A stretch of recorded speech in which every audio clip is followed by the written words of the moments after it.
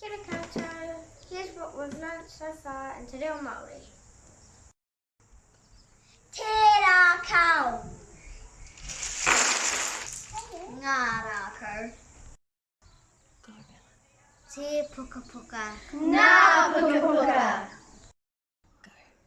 Te pene. Ngā pine. Te tōpinga.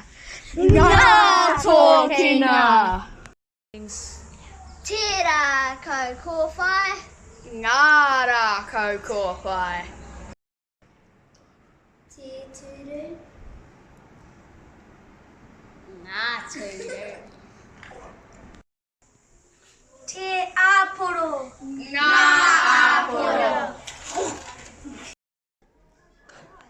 Ngā rākau karaka. Te rākau kahirangi. Me.